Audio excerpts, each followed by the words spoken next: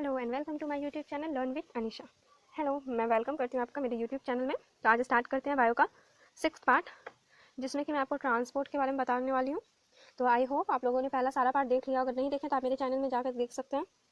And जब ये channel complete हो जब ये चैप्टर कंप्लीट हो जाएगा तो मैं इस चैप्टर का प्लेलिस्ट बना दूँगी, तो वो आप लोग को हेल्पफुल रहेगा। तो स्टार्ट करते हैं ट्रांसपोर्ट। तो मैं आपको बताई थी ट्रांसपोर्ट होता क्या है। जैसे कि अगर एग्जाम्पल है तो अगर खाना एक जगह पे डाइजेस्ट होता है तो उसका प्रोटीन एक जगह से दूसरे सेल में ले जाना, तो वो क्या हुआ, वो हो गया आपका ट्रांसपोर्ट। ठीक है, तो स्टार्ट करते हैं। Some arrangement is required inside a living organism which can carry the extent substances to all its part such that they reach each and every cell of its body. तो कुछ arrangement जरूरी होता है हम लोग के बॉडी पार्ट में, जिसकी वजह से जो भी रिक्वायरमेंट होता है एक सेल से सारे सेल तक जा सके। ठीक है, तो इसको मेनली ये ट्रांसपोर्ट के हेल्प से होता है। ठीक है, आगे बढ़ते हैं। Transport is a life process in which a substances absorb in one part of the body of an organism is carry to the other part of the body. तो जैसे मैं बताई ट्रांसपोर्ट है क्या, अगर एक सब्सटेंसेस एक जगह पे एब्जॉर्ब हुआ उसी को दूसरे जगह ले जाने को, इसी प्रोसेस को ट्रांसपोर्ट करते हैं। ठीक है, ट्रांसपोर्ट इन प्लांट्स। तो अब ट्रांसपोर्ट प्लांट्स में भी होता है, एनिमल्स में भी होता है। प्लांट्स में अगर आपको एग्जांपल दूं तो प्लांट्स में क्या होता है, प्लांट्स में आपका वाटर हुआ, फूड हुआ, वो नीचे से ऊपर जाना, ऊपर से नीचे आना, जो फूड प्रिपेयर हुआ, वो सभी रिक्वायरमेंट होता है। ठीक है, तो इसके लिए कुछ सिस्टम काम करता है, कुछ स्पेशल ऑर्गन काम करता है, ऐसा कह सकते हैं। तो जैसे कि मैं आपको बोलूँ तो the plant have two transport system and minerals. ठीक है, first xylem which carries water and mineral. ठीक है, तो जाइलम क्या करता है, ये वाटर एंड मिनरल को कैरी करता है। And phloem which carries the food material which the plant makes. ठीक है, तो होता क्या है, जाइलम क्या करता है, वाटर एंड मिनरल को ट्रांसपोर्ट करता है, और उसके साथ साथ फलम क्या करता है, वो फूड मटेरियल को ट्रांसपोर्ट करता है। अगर फूड मान के चलिए लिप्स पे बनेगा तो वो नीचे से ऊपर से नीचे भी आएगा, स्टीम में बना तो नीचे से ऊपर भी जाएगा। लेकिन अगर हम बात करें जाइलम का, तो जाइलम क्या होगा, वो पानी जब भी लेगा वो नीचे से लेगा। ठीक है, मतलब अपने सॉइल से लेगा, तो वो हमेशा अपवर्ड डायरेक्शन में रहता है। तो जाइलम के बारे में डिटेल में पढ़ते हैं। तो xylem is a non living, एक मिनट रुकिए, तो स्टार्ट करते हैं। Xylem is a non living long tube. ठीक है, तो जाइलम क्या होता है, ये एक नॉन लिविंग है और एक लॉन्ग ट्यूब के जैसा पाया जाता है। ठीक है, it is made up of many hollow dead cell joint end to end. इसमें जो होलो डेड सेल रहता है ऐसे प्रकार का कुछ रहता है। ठीक है, जो कि बहुत ज़्यादा मतलब होल रहेगा उसमें। ठीक है, डेड सेल से बना रहता है। It does not contain cytoplasm and nucleus. इसमें ना ही साइटोप्लाज्म होता है ना ही न्यूक्लियस होता है। ठीक है, its wall is made up of cellulose and lignin. तो इसका वॉल जो होता है वो सेलुलोज और लिगिन के हेल्प से बना हुआ रहता है। ठीक है, तो आगे बढ़ते हैं। It provides strength to the plant body because it contains lignin in its wall which is hard and strong substances. तो होता क्या है, ये ना प्लांट को स्ट्रेंथ प्रोवाइड करता है, क्योंकि जिस चीज़ से ये बना हुआ रहता है वो बहुत ज़्यादा हार्ड और स्ट्रॉन्ग सब्सटेंसेस रहता है। ठीक है, अब बात करते हैं ट्रैकियार्ड का। ठीक है, तो ट्रैकियार्ड are long thin spindle shape cell with pits in their thick cell wall. ठीक है, Trachea are dead cell with lignified wall but they do not have open ends, so they don't form a vessels. ठीक है, इसके पास कोई भी open in नहीं होता है और ये लिग्निफाइड वॉल रहता है, डेड सेल से बना रहता है। ठीक है, तो उससे क्या होता है, दे डोंट फॉर्म वेसल, तो ये कोई भी वेसल फॉर्म नहीं करता। Also all the plant have trachea, they are the only water conducting tissue in non flowering plant. तो ऑल्दो मतलब बोला जाता है कि सारे प्लांट में ट्रैकिया पाया जाता है। ठीक है, they are the only water conducting tissue in non flowering plant. जिस प्लांट में, जिस नॉन फ्लावरिंग प्लांट मतलब जिस प्लांट में फ्लावर नहीं होता है। ठीक है, तो उसमें ना ये एक ही तरीका है जिससे कि वाटर कंडक्ट करता है टिश्यू। ठीक है, अब बात करते हैं ह्यूमन बींग्स में। तो ह्यूमन बींग्स में सबसे बड़ा ट्रांसपोर्ट का मेन रोल करता है आपका ब्लड के हेल्प से ही हम लोग एक जगह से दूसरी जगह बॉडी में मतलब प्रोटीन हुआ, सेल हुआ, जो जा सकता है एक सेल से दूसरे सेल से। तो ब्लड का कंपोनेंट क्या क्या है, पहला आपका हो गया प्लाज्मा, दूसरा हो गया आरबीसी, तीसरा हो गया डब्ल्यूबीसी एंड प्लेटलेट। तो प्लाज्मा, आरबीसी का मतलब होता है रेड ब्लड सेल और डब्ल्यूबीसी का मतलब होता है white blood cell. I hope आप लोगों ने 9th में इसका कुछ इंट्रोडक्शन या कुछ पार्ट आप लोगों ने पढ़ा होगा। तो यहाँ डिटेल में जितना दिया हुआ है बुक में उतना मैं बता देती हूँ। तो मेनली आपको आरबीसी के बारे में लिखने आता है एग्जाम में। ठीक है, और उतना और कोई क्वेश्चन तो इतना इंपॉर्टेंट नहीं रहता है, लेकिन आरबीसी के बारे में आता है। एक आपका हार्ट का क्वेश्चन आएगा उसका। ठीक है, मैं उसको बाद में बता दूंगी, पहले आप प्लाज्मा के बारे में जानते हैं। The liquid part of the body is called plasma. Plasma is a colorless liquid. It contains 90% of water. ठीक है, जो लिक्विड पार्ट होता है ब्लड का उसी को प्लाज्मा कहते हैं, और जो कि कलरलेस लिक्विड होता है। ठीक है, और उसमें 90% ऑफ वाटर पाया जाता है।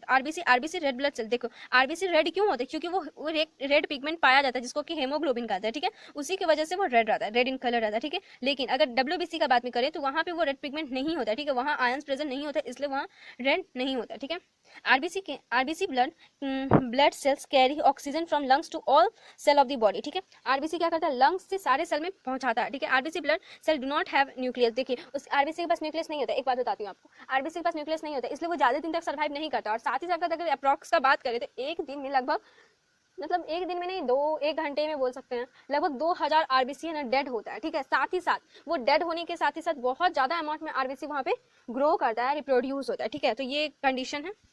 एंड डब्ल्यूबीसी का बात करें तो डब्ल्यूबीसी में न्यूक्लियस होता है, ठीक है।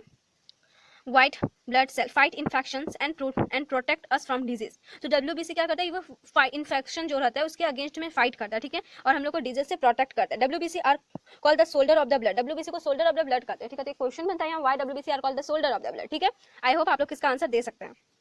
साथ ही साथ मैं आपको बताती हूँ जो डब्ल्यूबीसी होता है, ठीक है, वो हम लोग का इम्यूनिटी होता है ना, उसमें बहुत ज़्यादा इसका रोल होता है, ठीक है। WBC are either spherical in shape और irregular in shape. WBC contain nucleus, ठीक है। डब्ल्यूबीसी क्या रहेगा, या तो वो स्पेरिकल इन शेप होगा या फिर इरेगुलर शेप होगा, ठीक है, और उसमें न्यूक्लियस प्रेजेंट रहता है। अब बात करते हैं प्लेटिलेट्स का। अगर मान के चलिए आपको किसी जगह पे कट हो जाता है तो वहाँ आप थोड़ी देर बाद अगर उसको छोड़ देते हैं तो वहाँ एक ब्राउन कलर का, ठीक है, ब्राउन कलर का कुछ उसके ऊपर परत आ जाता है, ठीक है, वो मेनली प्लेटिलेट होता है, ठीक है। ये क्या करता है, ये जो ब्लड कहीं पे अगर कट गया होता है तो वो उसको वहाँ पे वो कवर करते हैं ताकि बॉडी से ज़्यादा ब्लड बाहर ना जा सके। फंक्शन ऑफ ब्लड, ब्लड का आखिर फंक्शन क्या क्या होता है, तो ट्रांसपोर्ट ऑफ सब्सटेंसेस, का मेन फंक्शन हुआ from one part of the body to another. Protection against disease, transportation में आपका आरबीसी मेनली काम करता है, प्रोटेक्शन अगेंस्ट डिजीज में आपका डब्ल्यूबीसी काम किया, ठीक है। And regulation of body temperature, देखिए बॉडी का टेम्परेचर हमेशा 37 डिग्री सेल्सियस होता है, ठीक है। बाहर क्या रहता है वो उतना मायने नहीं रखता, लेकिन बॉडी के अंदर हमेशा 37 डिग्री सेल्सियस रहता है और इसको रेगुलेशन में रखता है, ठीक है। इनका मेन फंक्शन है। ट्रांसपोर्ट इन ह्यूमंस, ठीक है, ह्यूमन में ट्रांसपोर्ट किस चीज से होता है, ह्यूमन में ट्रांसपोर्ट आपका हार्ट से होता है। एक मिनट में आपको दिखा दूं, ये रहा। इसके बारे में मैं लास्ट में फिर से एक्सप्लेन कर दूंगी, पहले जो हाँ बता रही थी वो बता देती हूँ, ठीक है। The main transport system in human beings is the blood circulatory system, ठीक है। मेन ट्रांसपोर्ट का सिस्टम जो होता है वो ह्यूमन में क्या होता है, ब्लड सर्कुलेटरी सिस्टम, ठीक है।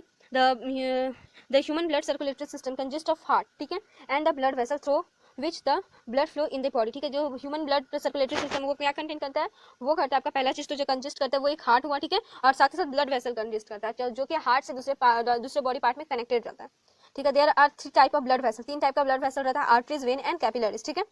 आर्टरीज मेनली ऑक्सीजनेटेड ब्लड ले जाता है, ठीक है। ऑक्सीजनेटेड ब्लड मतलब जो कि ऑक्सीजन में रहता है, ठीक है, और डी ऑक्सीजनेटेड ब्लड जिसमें कि ऑक्सीजन का मात्रा नहीं रहता है, ठीक है, वहाँ आप बोल सकते हैं CO2 रह सकता है। ह्यूमन सर्कुलेटरी सिस्टम, ठीक है, ह्यूमन सर्कुलेटरी सिस्टम को ही मेनली ह्यूमन सर्कुलेटरी सिस्टम आपका हार्ट कंसिस्ट करता है, ठीक है। The various organ of human circulatory system is heart, arteries, vein and capillaries, ठीक है।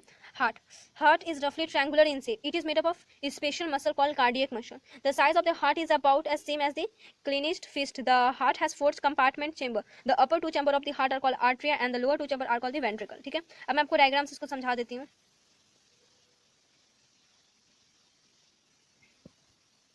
ये रहा, ठीक है। हार्ट के बारे में यहाँ से आपको बता देती हूँ। ये आप देख सकते हैं, हार्ट इज रफली ट्रायंगुलर इन शेप, जो उसका रफली ट्रायंगुलर इन शेप रहता है, ठीक है। It is made of special muscle called cardiac muscle, ये कार्डियक मसल से बना हुआ रहता है। अपर 2 चैम्बर, ठीक है, ये हो गया, ठीक है। ये आपका लेफ्ट आरटीएम हुआ और ये राइट आरटीएम हुआ एंड ये राइट वेंट्रिकल हुआ, ये लेफ्ट वेंट्रिकल हुआ, ठीक है। The size of the heart is same as the, ठीक है, and the heart has 4 compartment, ठीक है। इसके पास 4 कंपार्टमेंट होता है, first, second, third and fourth, जिसको कि क्या कहते हैं, जिसको कि चैम्बर कहते हैं, ठीक है। The upper 2 chamber of the heart is called आर्टिया, ये मैं बता दी हूँ। द टूअल वेंट्रिकल, ये भी बता दी हूँ। सिमिलरली द राइट आरटीएम is connected to the right ventricle through a valve and the function of valve is to prevent back flow, ठीक है। एक आपका बोल सकते हैं MCQ में आता है या फिर आपका 1 मार्क्स में आ सकता है या फिल इन द ब्लैंक्स में आता है, द फंक्शन ऑफ वेल्व, ठीक है। इसका मेन फंक्शन क्या होता है, प्रिवेंट द बैक फ्लो। आपको मैं बता देती हूँ, 0.6 सेकंड कुछ यहाँ टेक रहता है, ये जो रहा आपका, ठीक है। यहाँ से जो ऐसे जो जाता है, ठीक है, ये ऊपर की ओर जो जाता है, तो यहाँ पे लगभग 0.6 सेकंड कुछ देर रुकता है और बहुत ज़्यादा स्पीड में जाता है। और ये जो यहाँ वेल्व प्रेजेंट होता है वो क्या करता है, वो उसको प्रिवेंट करता है बैक फ्लो ना जाने के लिए, मतलब उसको नीचे नहीं आने देने के लिए, बल्कि डायरेक्ट ऊपर खींचने के लिए, और या फिर ऊपर ना रहने के लिए, मतलब उसको प्रिवेंट बैक फ्लो को करता है, ठीक है। आगे बढ़ते हैं। मैंने आपको हार्ट के बारे में बता दिया है। अब आपका ब्लड वेसल के बारे में बचा, तो मैं ब्लड वेसल के बारे में नेक्स्ट पार्ट में बना दूंगी वीडियो। तो thank you so much. And guys, आप लोग के पास बहुत अच्छा टाइम मिला है इस लॉकडाउन को अपना सिलेबस में कंप्लीट करने के लिए। सो प्लीज़ इसको अच्छे चीज़ के लिए यूटिलाइज़ कीजिए और फ़ोन का पॉजिटिव वे में यूज़ कीजिए। And thank you so much, bye bye.